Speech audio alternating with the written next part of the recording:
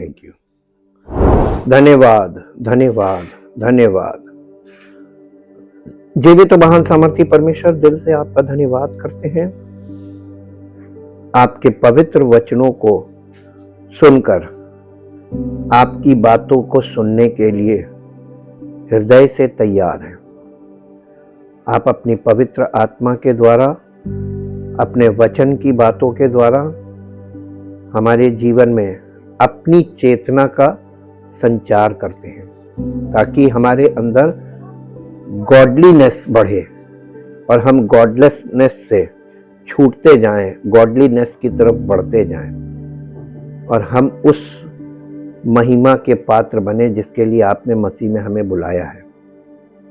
आदर और महिमा सब आपको देते हैं और गंभीरता से प्रभु आपके वचन को सुनने के लिए आए हैं और चाहते हैं प्रभु आपका पवित्र आत्मा हमारे हृदय से बातें करे और हम ध्यान धर के आपकी बातों को सुनकर रिस्पॉन्ड करें, जिससे हमारा जीवन आपकी महिमा में आगे बढ़े। आदर और महिमा आपको मिले। धन्यवाद के साथ प्रार्थना को प्रभु यीशु मसीह के पवित्र नाम से मांगते हैं, आमीन। Praise the Lord. सबको जय मसीह की। हम परमेश्वर का बहुत धन्यवाद करते हैं क्योंकि वो अद्भुत युक्ति करने वाला, सामर्थ के अनोखे काम करने वाला परमेश्वर है, जिसकी उपस्थिति में हम लोग एकत्रित होते हैं। आज हम परमेश्वर के वचन से एक विषय पर अध्ययन करने जा रहे हैं और वो विषय है, अन्य जाति शब्द बार बार बाइबल में आता है, लेकिन ये अन्य जाति का मतलब क्या होता है, किसे अन्य जाति कहा गया है और अन्य जाति से परमेश्वर का क्या, यानी क्या इसका क्या उद्देश्य है।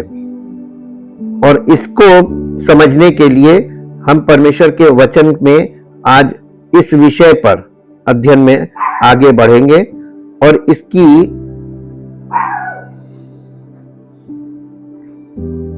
क्योंकि ये बाइबल के इतिहास से ये वर्ड आ रहा है। बाइबल और उसके ऐतिहासिक उपयोग के अनुसार ये एक वर्ड है हीदन, पेगन और जेंटाइल। ये 3 इंग्लिश वर्ड्स हैं जिनका बाइबल में आपको जो मीनिंग मिलेगी वो मिलेगी अन्य जाति। हिंदी में उसको अन्य जाति बोला गया है, लेकिन अन्य जाति का एक्चुअल मतलब क्या है? अन्य जाति का मतलब, हीदन का मतलब, पेगन का मतलब, जेंटाइल का मतलब होता है आइडल वर्शिपर, और इसे विधर्मी भी कहा गया है। विधर्मी कहते हैं। बाइबल और उसके ऐतिहासिक उपयोग के अनुसार विधर्मी और मूर्ति पूजक आमतौर पर अविश्वासियों के लिए पर्यायवाची शब्द हैं, विशेष रूप से उन लोगों के लिए जो बाइबल के ईश्वर की आराधना नहीं करते और मूर्ति पूजा या बहुदेववाद में लिप्त होते हैं। दोनों शब्द ग्रामीण गैर मसीही आबादी के वर्णन के रूप में उत्पन्न हुए थे, लेकिन विधर्मी की जड़ें अक्सर जर्मन भाषा में हैं, जबकि मूर्ति पूजक लैटिन भाषा से लिया गया है। गैर यहूदी शब्द का बाइबल में प्रयोग। गैर यहूदी शब्द अक्सर हिब्रू शब्द गोइम या राष्ट्रों का अनुवाद है, यानी गोइम वर्ड इसमें आया है ओल्ड टेस्टमेंट में, हिब्रू वर्ड गोइम, और गोइम का मतलब होता राष्ट्र। अब आपको एक बात समझनी पड़ेगी, आप नया नियम कभी नहीं समझ पाएंगे अगर आपने हिस्ट्री को अंडरस्टैंड नहीं किया, बिब्लिकल हिस्ट्री। जब परमेश्वर के वचन में नए नियम में कहा गया है सब राष्ट्रों के, सब जाति जो है उसको इंग्लिश में आप पढ़ेंगे तो नेशंस वर्ड है, राष्ट्रों के लोगों को चेला बनाओ। ये राष्ट्रों के लोग कौन है? ये सब अन्य जाति के लोग हैं। सुसमाचार किसके लिए है? अन्य जातियों के लिए है। सुसमाचार परमेश्वर का निमंत्रण है अन्य जातियों के लिए कि अपने पापों से छूटकर उद्धार प्राप्त करके परमेश्वर की महिमा के लिए जीवन जीना शुरू करो। This is what the gospel means. और इस गॉस्पल को परमेश्वर के वचन में बहुत खूबसूरती के साथ और बहुत महत्वपूर्ण रूप से इसको रखा गया है ताकि सुसमाचार के द्वारा लोग उद्धार प्राप्त करें। और हम इसी विषय में जब और आगे बढ़ते हैं, ये उन लोगों को संदर्भित करता है जो इज़राइल के ईश्वर को नहीं जानते या उनकी आराधना नहीं करते। पैगन शब्द का बाइबल या ऐतिहासिक उपयोग लैटिन शब्द पैगनस यानी ग्रामीण निवासी से व्युत्पन्न पेगन शब्द का प्रयोग प्रारंभिक मसीहों द्वारा शहरी केंद्रों के बाहर रहने वाले उन लोगों का वर्णन करने के लिए किया जाता था जो शहरों के परिवर्तित होने के बाद भी बहुदेववादी प्रकृति आधारित या पूर्व मसीही परंपराओं का पालन करते रहे। आधुनिक अंतर, आधुनिक उपयोग में मूर्ति पूजक विभिन्न गैर अब्राहमिक अक्सर प्रकृति आधारित आध्यात्मिक मार्गों जैसे मार्गों के लिए एक व्यापक शब्द है, जबकि विधर्मी का उपयोग अक्सर जर्मनिक या नॉर्स नव मूर्ति पूजा जैसे अस्तरु ओडिनवाद के अनुयायियों का वर्णन करने के लिए अधिक विशिष्ट रूप से किया जाता है। असल में बाइबल में विधर्मी शब्द, विधर्मी का मतलब होता है हीदन, विधर्मी शब्द का प्रयोग मूर्ति पूजक बाहरी लोगों का वर्णन करने के लिए किया गया है, जबकि ऐतिहासिक रूप से दोनों शब्द ग्रामीण गैर मसीही निवासियों को संदर्भित करते थे और बाद में विधर्मी शब्द उत्तरी यूरोपीय पूर्व मसीही बहुदेववादी परंपराओं के लिए अधिक विशिष्ट हो गया। अब हम इसको आज थोड़ा और एनलार्ज करते हैं हीदन को और इसको समझने की कोशिश करते हैं, क्योंकि हम लोग सब अन्य जाति है, हम लोग सब जो यहूदी नहीं है, यहूदी के अलावा जितने भी हैं जो बॉर्न ज्यूज हैं, उसके अलावा जितने भी राष्ट्र और जितने भी लोग हैं, all are heathen, pagan and gentiles. Bible में गैर यहूदी शब्द का प्रयोग उन राष्ट्रों या व्यक्तियों के, एक्चुअली ये राष्ट्र को दिखाता है, उन राष्ट्रों या व्यक्तियों के लिए किया जाता है जो इज़राइल के परमेश्वर की उपासना नहीं करते और इज़राइल के वाचा समुदाय से बाहर है। ये एक्चुअली वो लोग हैं जो परमेश्वर की वाचा से पुराने नियम में भी बाहर थे, नए नियम में भी बाहर है। और नए नियम में परमेश्वर ने इनको अपनी वाचा में इनवाइट किया, सुसमाचार वाचा में आने का इनविटेशन है। लेकिन समस्या है, ये समस्या स्वाभाविक समस्याएं हैं। इज़राइल के पुराने नियम में हिब्रू शब्द गोइम का अनुवाद अक्सर गैर यहूदी के रूप में किया जाता है, जिसका सामान्य अर्थ राष्ट्र या अन्य जाति होता है। अन्य जाति का मतलब राष्ट्र से है और राष्ट्र का मतलब अन्य जाति। अब आपको एक चीज याद दिलाते, जब हम आपको ये बता रहे थे कि इज़राइलियों ने परमेश्वर से ये विनती की और ये जिद करी कि हमें राजा चाहिए। मालूम क्या कहा था? जैसे अन्य जातियों के राष्ट्रों के राजा होते हैं, वैसे ही हमारे राष्ट्र का, जब ये नेशन बन गए थे, जब ये संख्या में बढ़ गए थे और ये बहुत हो गए थे और एक राष्ट्र का रूप ले लिया था, तब इन्होंने ये जिद करी कि हमको भी, हम राष्ट्र हो गए और हमको भी एक राजा चाहिए। परमेश्वर इस बात से बहुत नाराज हुआ था, क्योंकि परमेश्वर इनको पूरी दुनिया के सामने ये प्रोजेक्ट कर रहा था कि परमेश्वर के राज्य के ये निवासी हैं और परमेश्वर इनका राजा है। लेकिन इन्होंने भी अन्य जातियों के राष्ट्रों से प्रेरणा ली कि जैसे उनके पास राजा होते हैं, हमारे पास भी राजा हो। और तब शाऊल नामक बादशाह, शाऊल नामक व्यक्ति जो था वो राजा बनाया, लोगों ने चुना। आज भी आप देखिए कि लोगों का जो दमन होता है गवर्नमेंटल लेवल पे, उसका कारण लोग स्वयं है। चुनता कौन है? खुद ही चुनते हो और तुम अपने चुनाव से पीड़ित होते हो। अब उसमें ये देखिए, वहां पे बस वही नंबर गेम है, ज्यादा होना है बस। जिनको आना है, अगर वो एक वोट भी ज्यादा होगा तो वही आएगा जिसका एक वोट ज्यादा है। और एक वोट ज्यादा करने के बहुत से रास्ते निकाल लिए जाते हैं एक वोट बढ़ाने के लिए। और हम परमेश्वर के वचन से क्या सीख रहे हैं कि हम लोग कहां से बिलोंग करते हैं। परमेश्वर के वचन को हमको समझना है कि कहां पर हमारे लिए क्या लिखा गया है। परमेश्वर अपने वचन के द्वारा हमें कुछ सिखाता है, कुछ दिखाता है, कुछ समझाता है। नए नियम में इसका यूनानी समकक्ष यानी इसका जो यूनानी इक्विवेलेंट वर्ड है एथनोस है, जिसका अर्थ भी राष्ट्र या अन्य जाति होता है। पुराने, अब देखिए इसके लिए एक पद आप निकाल के पढ़ सकते हैं, मत्ती रचित सुसमाचार उसका 6 अध्याय और उसका 7 पद पढ़िए। मत्ती रचित सुसमाचार 6 अध्याय का 7 पद। प्रार्थना करते समय अन्य जातियों के समान, देखिए यहां पर प्रार्थना का जो तरीका, अब आप ये बताइए आज प्रार्थना का तरीका कौन सा है मसीही लोगों का?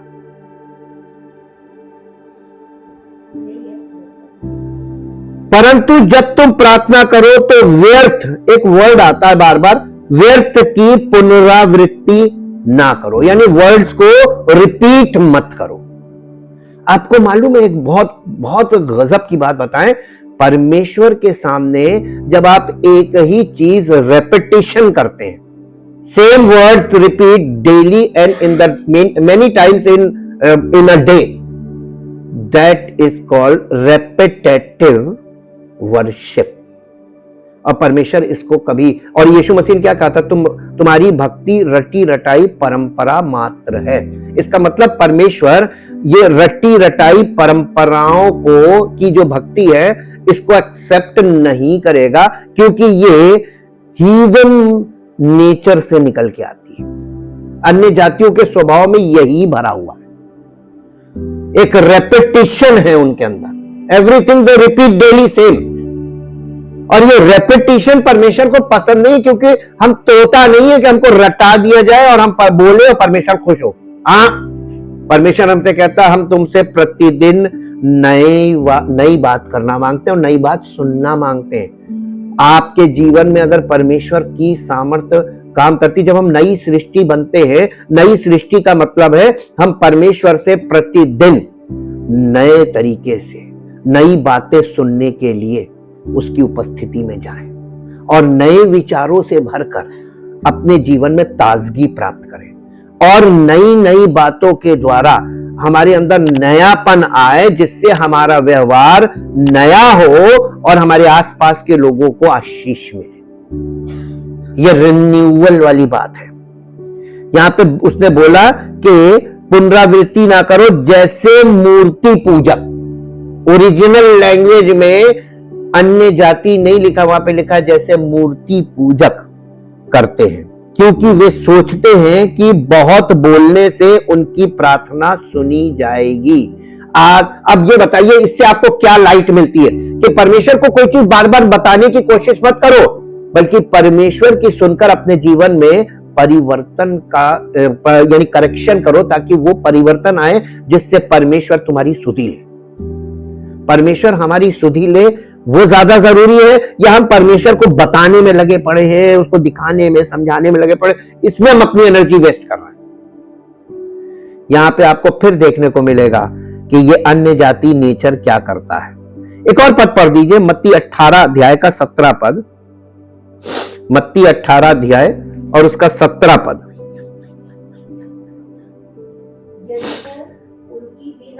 यदि वो उनकी भी ना माने तो कलीसिया को कह दो,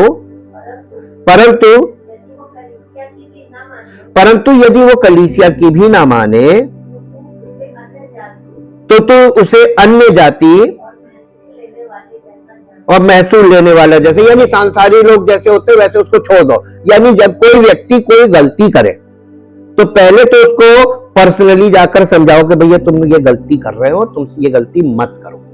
इसका मतलब कलीसिया में आने वाले लोगों से गलतियां जब हों तो उनको आप पर्सनली काउंसिल कीजिए। अगर वो मान जाएं, पश्चाताप कर लें और करेक्ट कर लें अपने आप को और फिर से फ्रेश तरीके से अपनी शुरुआत करें तो ठीक है, और नहीं तो अगर वो नहीं मान रहे तो फिर क्या करो, कलीसिया से कह दो। यानी उसको कलीसिया में सबके सामने, इस बात को कलीसिया के सामने रख दो। अगर कलीसिया के लोग सब मिलकर उसे समझाएं और फिर भी ना माने तो उसको छोड़ दो, जाने दो।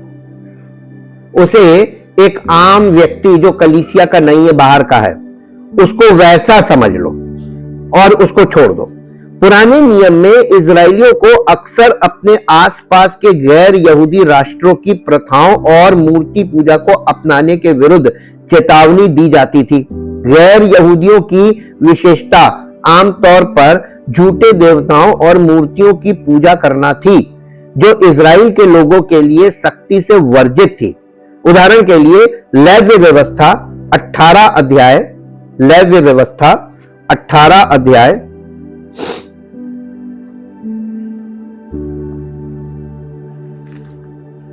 18 अध्याय 18 अध्याय का 24 और 25 पद।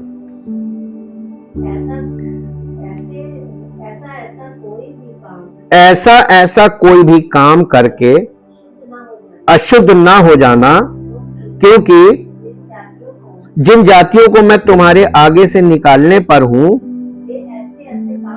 वे ऐसे ऐसे काम करके अशुद्ध हो गई हैं। यहां पे जातियां जो वर्ड लिखा है ना, इसका मतलब राष्ट्र, वो अशुद्ध हो गई हैं और उनका देश भी अशुद्ध हो गया है। इस कारण मैं उस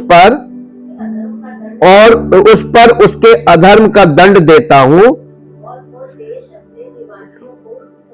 और वो देश अपने निवासियों को उगल देता है। इस कारण तुम लोग मेरी विधियों और नियमों को निरंतर मानना, चाहे देशी चाहे तुम्हारे बीच रहने वाला परदेशी हो। तुम में से कोई भी ऐसा घिनौना काम ना करे। ये क्या करते थे? ये इनका घिनौना काम समझ तो लीजिए। 22 पद पढ़िए, इसी का 22। स्त्री गमन की रीति से पुरुष गमन ना करना, वो तो घिनौना काम है। किसी जाति के पशु के साथ पशु गमन करके अशुद्ध ना हो जाना, और ना कोई स्त्री पशु के सामने इसलिए खड़ी हो कि उसके संग कुकर्म करे। ये तो उल्टी बात है और ये बात मना की गई है। रोमियो में आप पढ़ा आपने, स्त्रियों ने स्त्रियों के साथ, पुरुषों ने पुरुषों के साथ, फिर उसके बाद मनुष्यों ने, स्त्री और पुरुषों ने जानवरों के साथ कुकर्म किया। और आज तो कॉमन बात है, न्यू नॉर्मल है। अब आप ये बताइए कि किस दिशा में जा रहे हैं और ये ऐसा क्यों हो रहा है? क्योंकि अन्य जाति राष्ट्रों में परमेश्वर के नियम ना तो राष्ट्र में नियम है और ना व्यक्तियों की जिंदगी में है। कोई नैतिकता नहीं है, और जिस प्रकार की नैतिकता दिखाई जा रही है, झूठी नैतिकता दिखाई जा रही है, और इसीलिए सब प्रकार के अपराध बढ़ गए हैं और अभी और बढ़ेंगे। जो यहां पे परमेश्वर इजरायलियों को चेतावनी देते हैं, इनमें से किसी भी प्रथा से अपने आप को अपवित्र ना करो, क्योंकि इन सब बातों से वे राष्ट्र अपवित्र हो गए हैं जिन्हें मैं तुम्हारे सामने से निकाल रहा हूं। यहां तक कि भूमि भी अपवित्र हो गई है, इसलिए मैं उसे उसके पाप के लिए दंड दे रहा हूं और भूमि अपने निवासियों को उगल देगी। इजरायलियों को एक विशिष्ट और पवित्र लोग होने के लिए बुलाया गया था, जो अन्य जातियों से अलग थे। ये अलगाव न केवल धार्मिक था बल्कि सांस्कृतिक और सामाजिक भी था। जैसा कि व्यवस्था विवरण 7 अध्याय उसका 1 से 6 पद पढ़ेंगे। व्यवस्था विवरण 7 अध्याय 1 से 6 पद। फिर जब तेरा परमेश्वर यहोवा तुझे उस देश में जिसके अधिकारी होने को तू जाने पर है पहुंचाए, और तेरे सामने से हित्ती, गिरगाशी, एमोरी, कनानी, परिज्जी, हिब्बी और यबूसी नामक बहुत सी जातियों को, अर्थात तुमसे बड़ी और सामर्थी सातों जातियों को निकाल दे। ये जातियां कौन है मालूम है? सब अन्य जाति है। ये सब किसके वंशज है? काइन के वंशज जी। और तेरा परमेश्वर यहोवा उन्हें तेरे द्वारा हरा दे और तू उन पर जय प्राप्त कर ले, तब उन्हें पूरी रीति से नष्ट कर डालना, उनसे ना वाचा बांधना और ना उन पर दया करना, और ना उनसे ब्याह शादी करना, ना तो अपनी बेटी उनके बेटे को ब्याह देना, और ना तो उनकी बेटी को अपने बेटे के लिए ब्याह लेना, क्योंकि वे तेरे बेटे को मेरे पीछे चलने से बहकाएंगी और दूसरे देवताओं की उपासना करवाएंगी, और इस कारण यहोवा का कोप तुम पर भड़क उठेगा और वो तेरा शीघ्र सत्यानाश कर डालेगा। उन लोगों से ऐसा बर्ताव करना कि उनकी वेदियों को ढा देना, उनकी लाठों को तोड़ डालना, उनकी अशेरा नामक मूर्तियों को काट काट कर गिरा देना और उनकी खुदी हुई मूर्तियों को आग में जला देना, क्योंकि तू अपने परमेश्वर यहोवा की पवित्र प्रजा है। यहोवा ने पृथ्वी भर के सब देशों के लोगों में से तुझको चुन लिया है कि तू उसकी प्रजा और निज धन ठहरे। यहोवा ने जो तुमसे स्नेह करके तुमको चुन लिया, इसका कारण ये नहीं था कि तुम गिनती में और सब देशों के लोगों से अधिक थे, किंतु तुम तो सब देशों के लोगों से गिनती में थोड़े थे। यहोवा ने जो तुमको बलवंत हाथ के द्वारा दासत के घर से और मिस्र के राजा फिरौन के हाथ से छुड़ाकर निकाल लिया, इसका यही कारण है कि वो तुमसे प्रेम रखता है और उस शपथ को भी पूरी करना चाहता है जो उसने तुम्हारे पूर्वजों से खाई थी। इसलिए जान रख कि तेरा परमेश्वर यहोवा ही परमेश्वर है, वो विश्वास योग्य ईश्वर है, जो तो उससे प्रेम रखते हैं, उसकी आज्ञाएं मानते हैं, उनके साथ वो 1000 पीढ़ी तक अपनी वाचा का पालन करता और उन पर करुणा करता रहता है, और जो उससे बैर रखते हैं वो उनके देखते उनसे बदला लेकर नष्ट कर डालता है। 1000 पीढ़ी तक का वायदा था। परमेश्वर होलीनेस का मतलब मालूम क्या? सेट अपार्ट, अलग हो जाना। परमेश्वर जब आपसे प्रेम कर रहा है, आपको जब ये अनुभव हो गया, आपको ये पूरी कंफर्मेशन हो गई कि परमेश्वर ने आपसे ऐसा प्रेम किया कि अपने पुत्र को आपके पापों के लिए बलि कर दिया, अब आपको कुछ नहीं करना है, आपको उसके लिए अपना जीवन समर्पित कर देना है, जिसने आपके उद्धार के कार्य को पूरा कर दिया है। डन वर्क पर आपको विश्वास करना है और सरेंडर करना है। तो पश्चाताप के साथ समर्पण कठिन बात है कि सरल बात है? और अगर आप इस बात को नहीं मानते हैं तो रिलीजन का वो जो मूसा का तंबू है, इसमें आप खटते रहो। इसमें केवल यह है कि आप परमेश्वर तक नहीं पहुंच सकते हो। प्रतिदिन की सारी क्रियाओं के बावजूद, सारी जिंदगी करने के बावजूद आप वहां तक नहीं पहुंच सकते। आपके पास केवल 2 ही रास्ते बचते हैं, एक असंभव रास्ता जिसमें अपने आप को खटते रहो, या फिर परमेश्वर की योजना में आकर उद्धार प्राप्त कर लो। सरल। यहां पे हमने इस चीज को देखा, जहां परमेश्वर इजराइल को प्रतिज्ञा किए गए देश की अन्य जातियों को नष्ट करने और उनसे विवाह न करने का आदेश देता है, ताकि वे इजरायलियों को परमेश्वर का अनुसरण करने से विमुख ना कर दें। और मालूम है इसमें सबसे बड़ा कारण क्या होता है? किसने विमुख किया था इजरायलियों को मूर्ति पूजा की ओर? अन्य जाति महिलाओं ने। नहीं, अन्य जाति महिलाओं ने। विवाह ऐसी खतरनाक चीज है बाइबल के अंदर कि अगर विवाह सही नहीं हुआ, किसी से भी कर लेना, जिससे मन आ जाए उससे कर लेना, जिसे लड़की पसंद कर ले उससे कर ले, जिसे लड़का पसंद कर ले उससे कर ले, ये विवाह परमेश्वर की ओर से गलत विवाह माना गया है। नूह के समय में भी लोग यही कर रहे थे। बेमेल विवाह इसी को बोला जाता है, मनमानी शादी। आज क्या हो रहा है? नूह के दिन फिर आ गए। आज भी मनमानी शादियां ही चल रही हैं, जिसमें माता पिता का कोई जोर नहीं है, क्योंकि कानून उन्हें अनुमति दे रहा है। नाबालिग शादियां नहीं हो रही है, बालिग शादियां हो रही हैं, और लड़के लड़कियां अपने मन से कर रहे हैं। कौन रोक सकता बताइए? कानून उन्हें अनुमति दे रहा तो रोकेगा कौन? प्रेरितों के काम उसका 4 अध्याय 25 पद पढ़िए। प्रेरितों के काम 4 अध्याय का 25 पद, 25th वर्स, एक्ट्स चैप्टर 4। तूने पवित्र आत्मा के द्वारा अपने सेवक हमारे पिता दाऊद के मुख से कहा, अन्य जातियों ने हुल्लड़ क्यों मचाया और देश देश के लोगों ने क्यों व्यर्थ बातें सोची। देखिए, हे प्रभु, तूने अपने सेवक दाऊद के मुख से कहा है, अन्य जातियों ने क्यों क्रोध किया और लोगों ने व्यर्थ बातें क्यों सोची। यानी अन्य जाति जब भी आएगा बाइबल में, आप एक खास पॉइंट देखिएगा, उनके साथ व्यर्थ विचार, व्यर्थ कल्पनाएं, व्यर्थ भावनाएं, व्यर्थ इच्छाएं, व्यर्थ वर्ड जरूर लगा होगा। कितनी बारीकी है, आप इसमें जाके जब देखेंगे तो आपको पता चलेगा कि अन्य जातियों के पास के सब कुछ, जो कुछ भी है, वो सब व्यर्थ ही व्यर्थ है।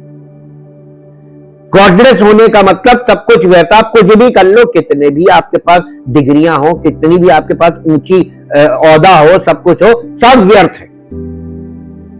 अन्य जातियों के राजा तक व्यर्थ है। शक्ति है, जब तक पावर में है तब तक है, उसके बाद सब व्यर्थ, खत्म। जमीन पे आए सब बेकार। तो यहां पे अन्य जातियों के विषय में नए नियम में भी साथ साथ हम दिखाते जा रहे हैं कि क्या लिखा हुआ है, आप उसे भी देखते जाइए। इस्राएलियों को एक विशिष्ट और पवित्र लोग होने के लिए बुलाया गया था, जो अन्य जातियों से अलग थे।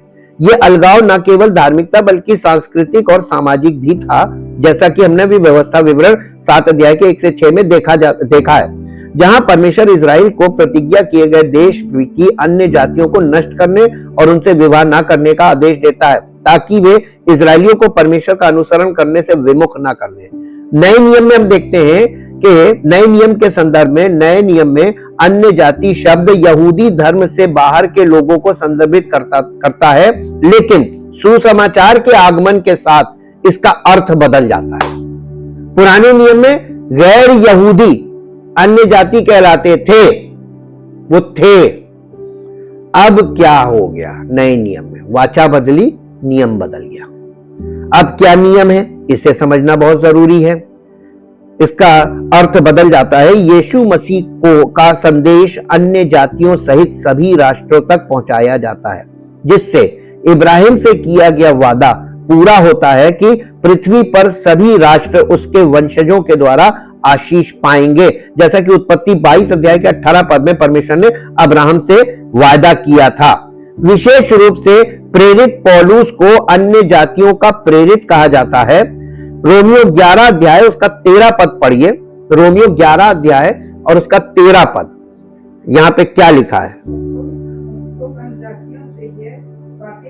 ये पौलुस कह रहा है कि मैं तुम अन्य जातियों से ये बातें कहता हूं, जबकि अन्य जाति के लिए प्रेरित हूं। हमारा प्रेरित कौन? पौलुस। अन्य जातियों का प्रेरित कौन है? पौलुस। उन्होंने इस बात पर जोर दिया कि सुसमाचार यहूदियों और अन्य जातियों दोनों के लिए था, जिससे शत्रुता की विभाजनकारी दीवार टूट गई। इफिसियों की पत्री 2 अध्याय उसका 14 पद। इफिसियों की पत्री 2 अध्याय और उसका 14 पद पढ़िए। इफिसियों 2:14। क्योंकि वही हमारा में कौन? यीशु मसीह। हमारा का मतलब यहूदी और अन्य जाति, हम दोनों का मेल है, जिसने यहूदी और अन्य जातियों को एक करके और अलग कराने वाली दीवार को, जो बीच में थी, क्या थी दीवार? व्यवस्था। ये अब इनके पास ये व्यवस्था, इनके पास स्वतंत्र व्यवस्था थी और उनके पास परमेश्वर की व्यवस्था थी। यानी परमेश्वर की व्यवस्था अन्य जाति के पास भी थी और इनके पास भी थी, लेकिन अन्य जाति के पास स्वाभाविक थी और इनके पास लिखित थी। यानी अगर कहा जाए तो इनके पास आधिकारिक थी और उनके पास जो व्यवस्था थी वो उनके मन में थी कि उनको माने या ना माने, उसको अपने मन से इंटरप्रेट कर ले। तो वो ईश्वर को भी अपने मन से इंटरप्रेट करते थे। तो उन परमेश्वर की व्यवस्था उनके मन में थी, लेकिन वो व्यवस्था इसलिए काम नहीं कर रही थी क्योंकि वो परमेश्वर को नहीं जानते थे। एक ये बात थी, दूसरा जानना नहीं चाहते थे, वो इच्छा नहीं थी, उदासीन। आज भी वही नेचर है, आज भी वही है। उनके अंदर परमेश्वर को खोजने का इच्छा ही नहीं है। और आप कोई उनकी मदद भी करे तो वो भी इच्छा नहीं है। मन माना है, मन है तो आ गए, नहीं मन है तो नहीं। उन्हें जो करना है, जिधर जाना है, वो अनिवार्य है क्योंकि वो उनके मन में है। बाकी सारी चीजें सेकेंडरी है उनकी लाइफ में। इतने सालों से सेवा में मैंने बहुत ऑब्जर्वेशन के साथ और पूरे अनुभव के साथ जान लिया कि अन्य जातियों के सामने आप कुछ भी कर लो, बहुत थोड़े होंगे जो विश्वास कर पाएंगे। ये नेचर है, एक अजीब नेचर है। ये प्रेरितों के काम 13 अध्याय और उसका 47 वर्ष पढ़िए। प्रेरितों के काम 13 अध्याय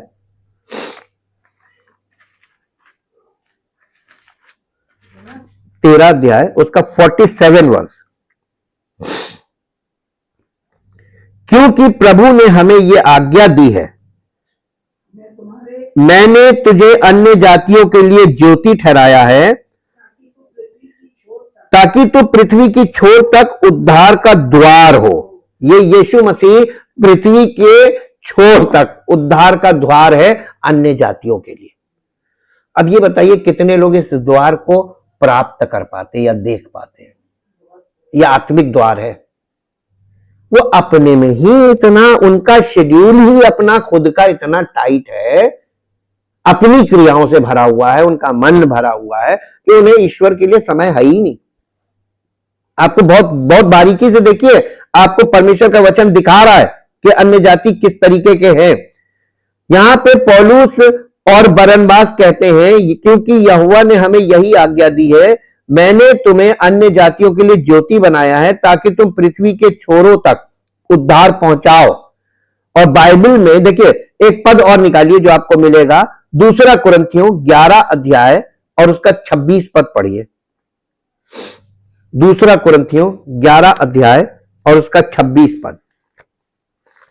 मैं बार बार यात्राओं में नदियों के जोखिमों में, डाकुओं के जोखिमों में, अन्य जातियों के जोखिम में, हाँ आगे नगर के जोखिमों में, जंगल के जोखिमों में, समुद्र के जोखिमों में, झूठे भाइयों के बीच खतरों में रहा। देखिए कितने खतरे थे उस संदेश को पहुंचाने की जिसे ऑर्डेन्ड किया गया था कि अन्य जाति सुसमाचार जिसको दिया जाता है लोगों तक पहुंचाने के लिए। अब यहां पे खतरे गिन लीजिए। यात्राओं में अक्सर जल के खतरों में, लुटेरों के खतरों में, अपने ही देशवासियों के खतरों में, अन्य जातियों के खतरों में, नगर के खतरों में, जंगल में खतरों में, समुद्र में खतरों में और झूठे भाइयों यानी झूठी शिक्षा के खतरों में। ये सारे खतरे पौलुस किस किस चीज से डील कर रहा था सुसमाचार को लेकर, और इन सब पॉइंट्स पर सुसमाचार की स्टडी होनी चाहिए। कैसे वो डील कर रहा था, किस तरीके से डील कर रहा था, कैसे कैसे लोग उसकी सेवकाई में उससे मिले और उन्होंने कितना उसको परेशान किया। गलातियों की पत्री उसका 1 अध्याय और उसका 16 पद पढ़िए। इतना जोखिम वो क्यों उठा रहा था? गलातियों 1 अध्याय उसका 16 पद।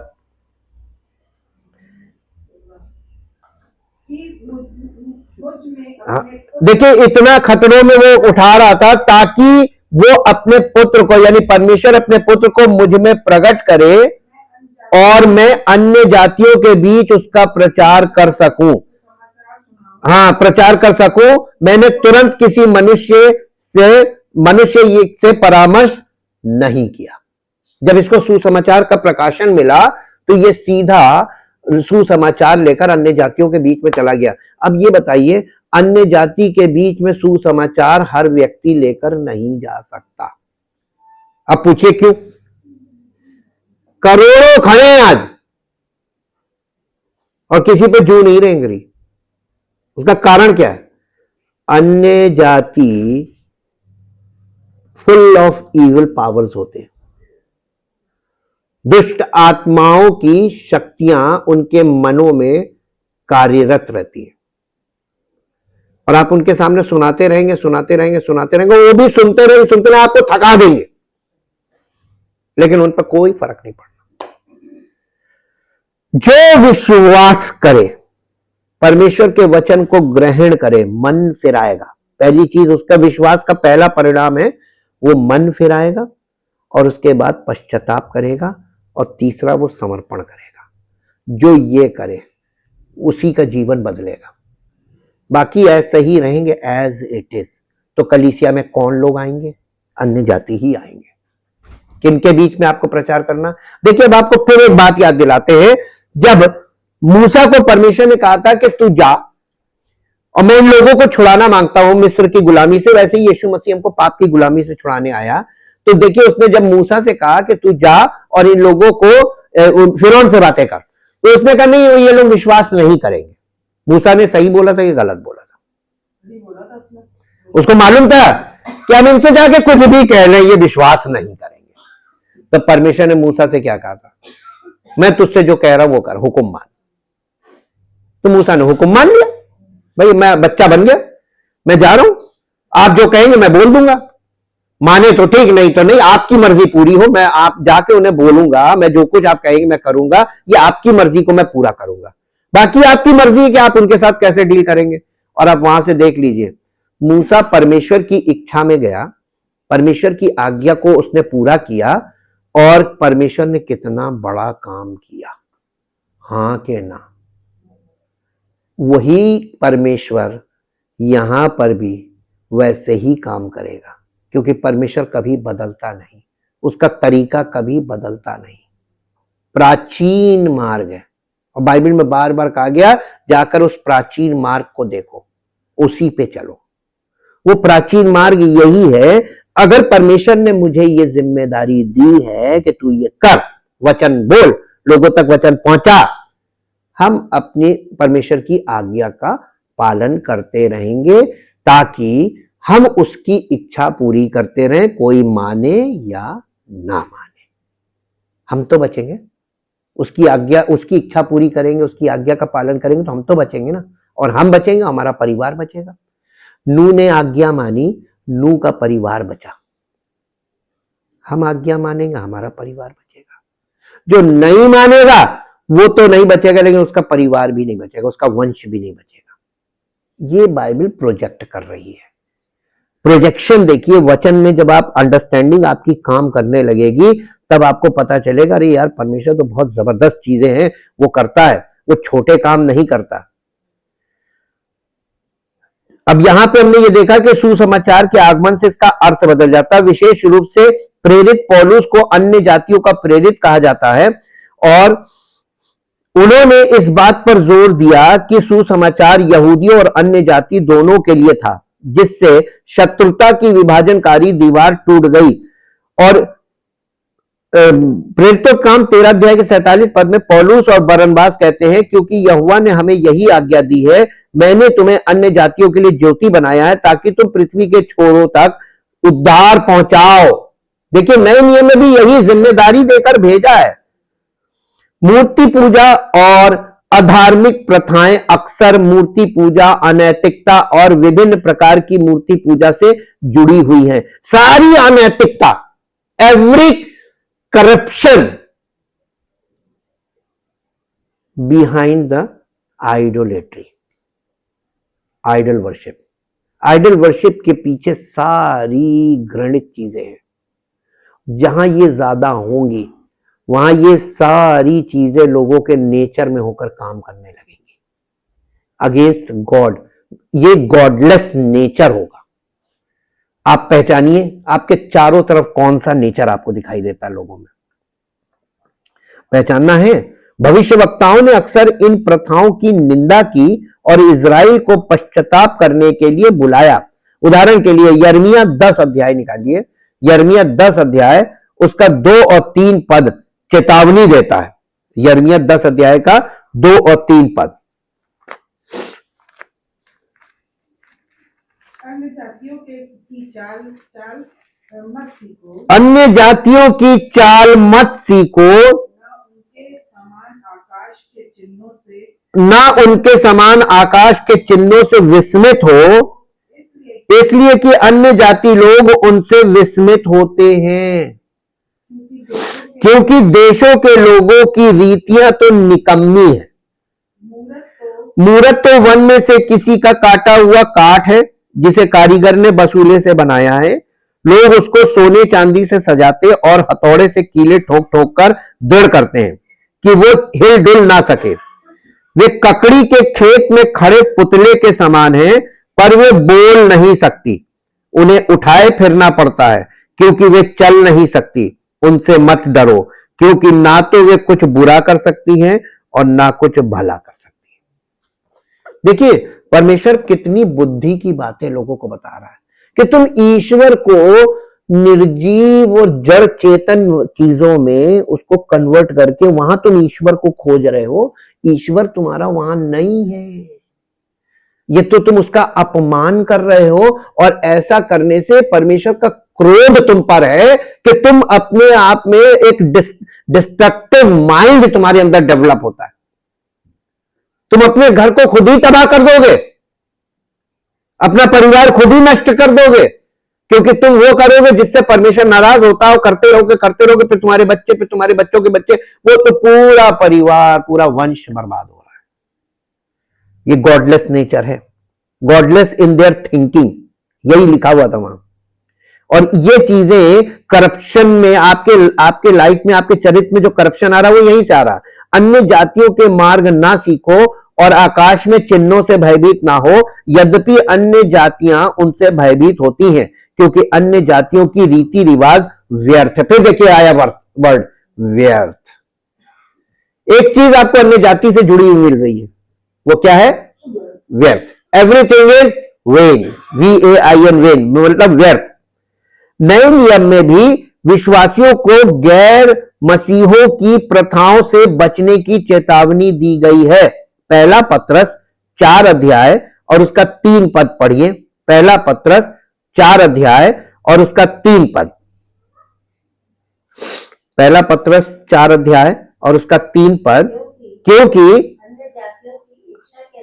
अन्य जातियों की इच्छा के अनुसार काम करने और लुचपन की बुरी अभिलाषाओं, मतवालापन, लीला क्रीड़ा, पियक्कड़पन और घृणित मूर्ति पूजा में जहां तक हमने पहले समय गवाया वही बहुत हो गया। अब मत करना। जब आप मसीह में आए, कलीसिया में आ गए, आपने सुसमाचार प्राप्त कर लिया, आपने यीशु मसीह को जान लिया, आप पश्चाताप और समर्पण करके मसीह में आगे बढ़ो। इन वाली चीजों से देखिए, इसमें क्या क्या चीजें, बड़े ध्यान से देखिए। अभी मैं इन पे बहुत डिटेल में नहीं जा रहा हूं, एक एक पद में बड़ा डिटेल है। नए नियम में यहां पर जहां हम लोग पढ़ रहे हैं, यहां पे क्या लिखा हुआ है? पत्रस लिखते हैं, क्योंकि तुमने अतीत में, पास्ट में, ये कलीसिया के लोग थे जो अन्य जाति के, उनका अतीत बता रहा, अन्य जातियों के समान इच्छाओं को पूरा करने में बहुत समय व्यतीत किया है। अन्य जातियों का पहली चीज आपको क्या मिली? अपने मन की इच्छाएं पूरी करने में प्रधान। उन्हें अगर 10 प्लॉट खरीदने हैं बड़े बड़े, यही उनकी मन की इच्छाएं। उनको ये अपने बच्चों को ये ऊंचे पद पे पहुंचाना है, साम दाम दंड भेद लगा के पहुंचा देंगे। करप्शन उनके लिए बहुत इजी स्टेप्स बना देता है, और गलत तरीके से धन कमा के और उसको गलत तरीके से खर्च करो। क्यों? अचानक से एक बीमारी आती है, नष्ट हो जाते हैं। क्यों अचानक से मृत्यु हो जाती है सड़क चलते? ये नागानी मौतें क्यों हो रही हैं? ये परमेश्वर का क्रोध है, प्रकोप कह लीजिए, लेकिन नहीं, समझ में नहीं आएगा, कोई बताएगा तब भी नहीं मानेंगे, क्योंकि उनकी थ्योरीज अलग हैं, उनका माइंड ही अलग है।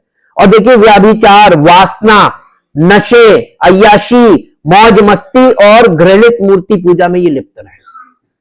कहने लगा कि तुम इन चीजों में पहले कितना लिप्त थे।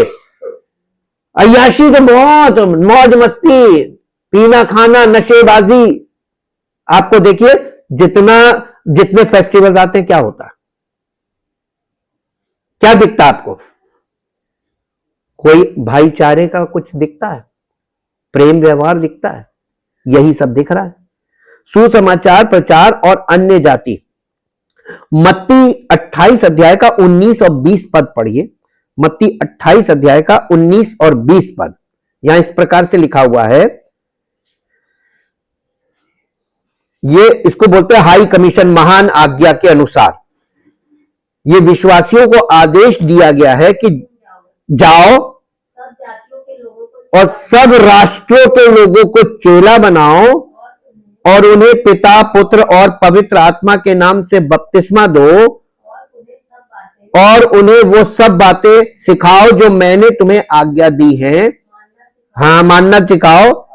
और देखो, मैं जगत के अंत तक, हाँ, ये प्रभु यीशु मसीह का ये वायदा है, ये आदेश अन्य जातियों को सुसमाचार सुनाने और यीशु मसीह में उद्धार के संदेश के माध्यम से उन्हें परमेश्वर के लोगों के समूह में लाने के मसीही दायित्व पर बल देता है। प्रारंभिक कलीसिया ने अन्य जातियों को शामिल करने के मुद्दे पर विचार किया, जैसा कि यरूशलेम परिषद, प्रेरितों के काम 15 अध्याय में आप देख सकते हैं, सनहेड्रिन में देखा गया, जहां यह पुष्टि की गई कि अन्य जाति लोग मसीहत में आ सकते हैं।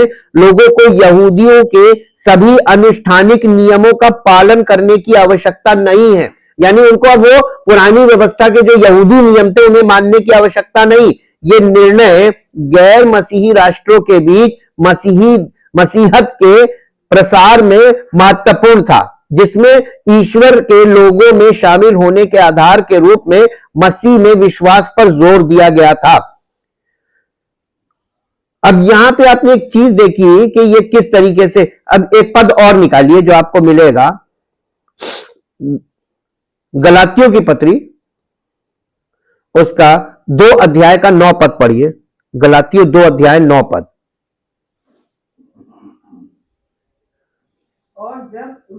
और जब उन्होंने उस अनुग्रह को जो मुझे मिला था जान लिया,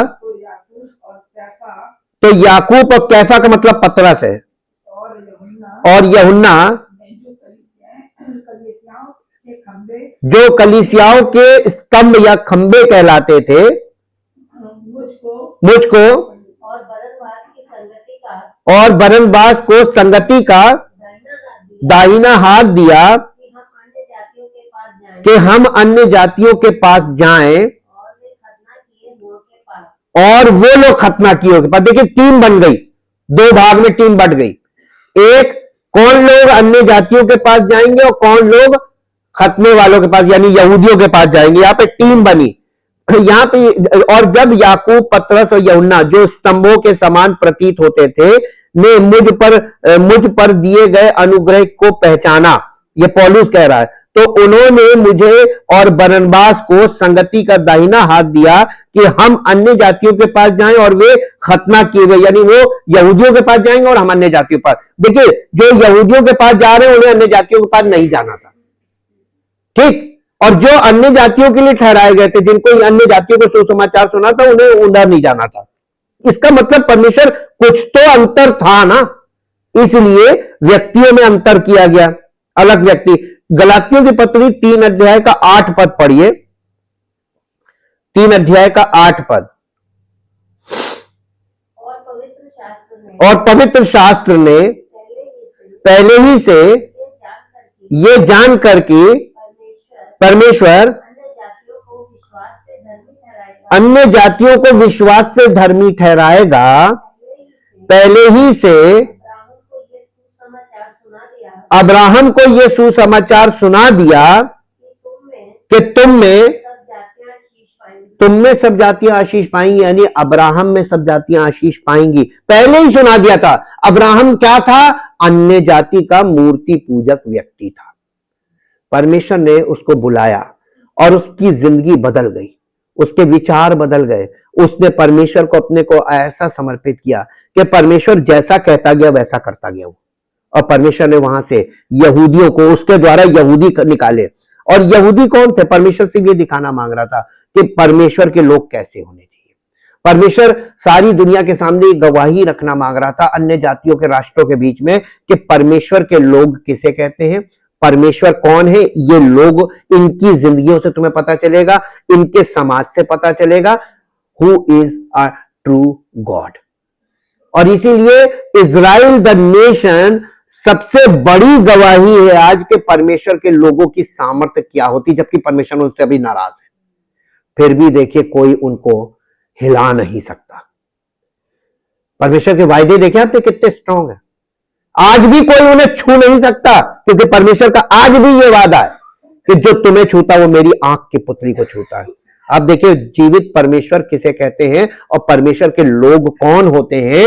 वो गवाही के द्वारा आपको, यही पवित्र शास्त्र हमें यही तो गवाही दे रहा है कि देखो, सी इन द वर्ल्ड। और हम लोग अंडरस्टैंड ही नहीं कर रहे हैं परमेश्वर के वचन को कि हमें क्या देखना है। हम अपने मन की चीजें खोज रहे हैं। पहला थिस्सलुनीकियों 4 अध्याय का 5 पद पढ़ दीजिए। पहला थिस्सलुनीकियों 4 अध्याय और उसका 5 पद, 4 और 5 पद पढ़ दीजिए।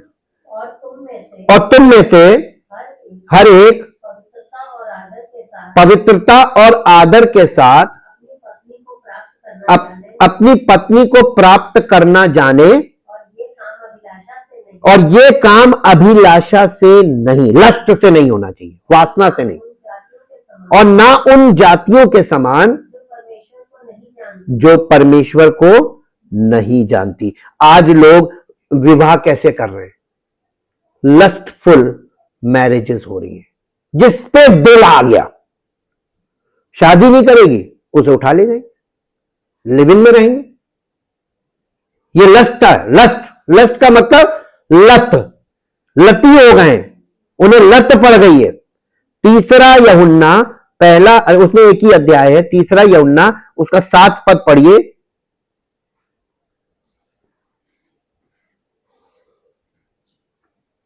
तीसरा यूहन्ना, क्योंकि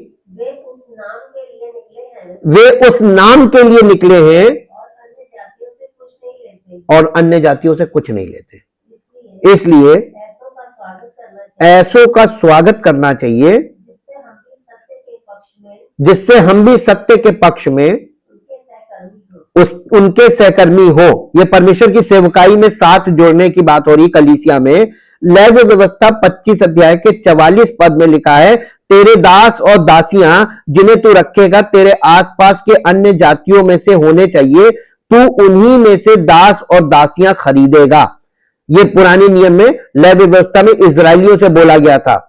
और लेवी व्यवस्था 26 अध्याय के 33 पद में लिखा, और मैं तुम्हें अन्य जातियों के बीच तितर बितर कर दूंगा और तुम्हारे पीछे तलवार चलवाऊंगा और तुम्हारा देश उजाड़ हो जाएगा और तुम्हारे नगर वीरान हो जाएंगे। परमेश्वर नाराज होकर ये बोल रहा है।